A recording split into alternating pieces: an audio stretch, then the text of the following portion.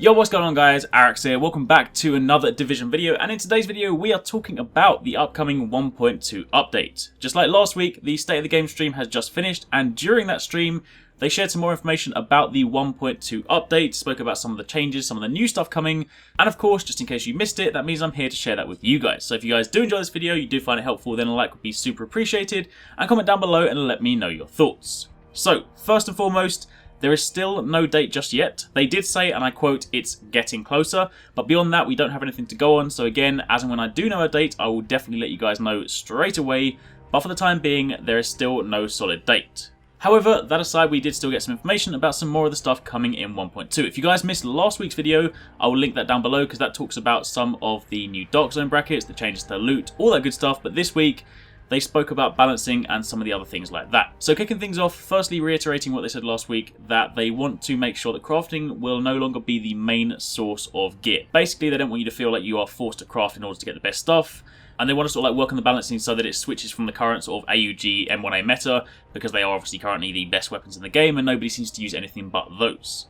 It is, however, worth mentioning that a full weapon balance will not be coming in the 1.2 update. It will actually come after the 1.2 update. And the reason for that is because they want to give people a chance to experience the new weapons that are coming in the next update, and then once they've got that and they've got some data from those weapons, then they will issue the weapon balance. So it is coming, but it's just not coming in the most recent update.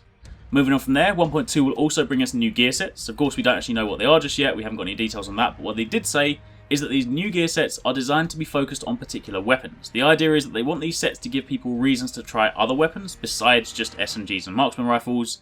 And obviously in turn, I'd imagine that that will hopefully encourage people to change from the current either, 3 set or 4 set to whatever you want to do. However you're running, whatever setup you've got, basically these new gear sets should give you some more choice and some more variety in your gameplay, and hopefully just let you mix things up a little bit and just, stop using the same weapons. I mean, for one, I love SMGs, but I wouldn't mind using shotguns or assault rifles or even LMGs. So if there's anything that can let me do that, then I am all for it. On top of that, performance gear mods are going to be buffed in the 1.2 update. Right now, obviously, as I'm sure you guys are very much aware, they're a waste of time.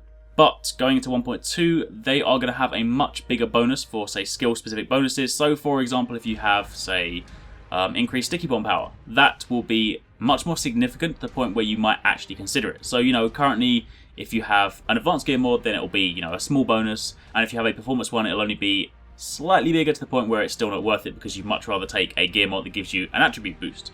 But in the 1.2 update, if these bonuses are much more significant than if you are going down a kind of skill power focused build and you get some of those bonuses on your gear, plus you can also throw them onto performance gear mods, then it might actually make it much more viable. Of course, we'll have to wait and see just how big those bonuses are, but at least they are kind of making a conscious effort to try and make them not so useless. Following on from there, now this is going to be a really big one because I'm sure a lot of you guys out there are familiar with the fact that your attributes are not necessarily always the clearest indicator of things like health and all that stuff like that. Currently your health comes from your stamina, but it also factors in your armor. But of course those stats aren't combined, so you tend to have to look between and think to yourself, alright, I'm at 65% armor cap, I've got 100,000 health, where does that put me? So in the 1.2 update, they're actually going to change it. So health or stamina will now become toughness. And toughness is a stat that is health and armor combined. And the idea is that it should give you a more accurate value. You can then look at this number and instantly think, alright, this is how much health I've got. And that is a combination of your armor and your health. And it should of course slightly more accurately reflect how tough you are in game.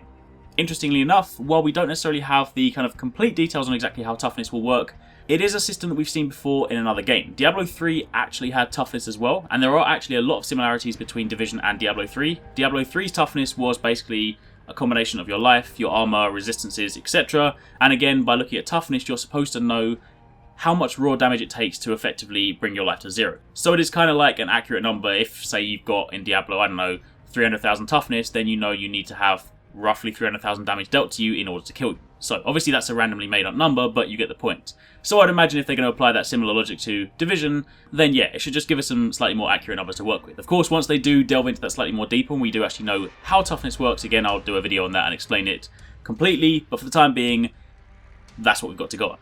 Also, speaking of armor, they're actually going to be raising the armor cap. Currently, the armor cap is 65%, you can't go over that, but they're raising it to 75%. So of course, again, bearing in mind that toughness will take into account health and armor, with the armor cap being raised, that of course raises the potential for higher toughness.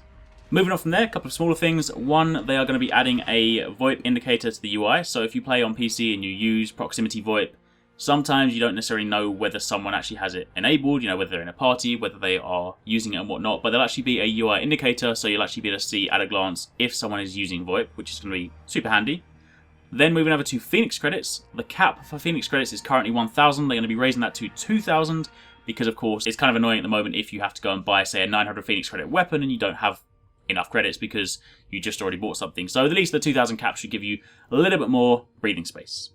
Finally, it's worth noting, the item power level, i.e. gear score, will not be increasing in the 1.2 update. Basically, when the update drops this month, 240 will still be the highest level gear pieces, and 204 will still be the highest level weapons. And of course, that's a good thing because it means that anything you acquire now doesn't then become obsolete in, the next update, which would of course be silly because then you kind of fall into that trap where every single time something comes out, you have to throw everything else away, which is kind of really bad design. So yeah, that's a super cool thing. And also they reinforced that because they said that currently, if you look on the map, the new incursion is up at the top left, and it says that you are required to be gear score 220 in order to complete that. They said that that is not accurate. The name and the gear score requirement will be changing. In fact, the gear score requirement for the new incursion will be identical to Falcon Lost. And off the top of my head, I think that's something like, 150, 180, something like that. So for obviously hard and challenging. But either way, if you can do Falcon Lost, you'll also be able to do the new incursion because the requirements will be the same. So that's super cool, because also, we don't know what the new incursion will be, because if some of you guys are out there struggling with Falcon Lost, maybe the new incursion might give you something else you can do if you don't want to have to go through that and, matchmake and whatnot. But either way, that is it for this week's State of the Game. That's it for this week's 1.2 news. Again, no date, but as soon as I know anything else, I'll be sure to let you guys know straight away. But for the time being, if you guys did enjoy this, again, a like would be super appreciated. Comment down below and let me know what you think, or if you've got any questions. And thanks for watching. Take it easy. Catch you next time. Peace out.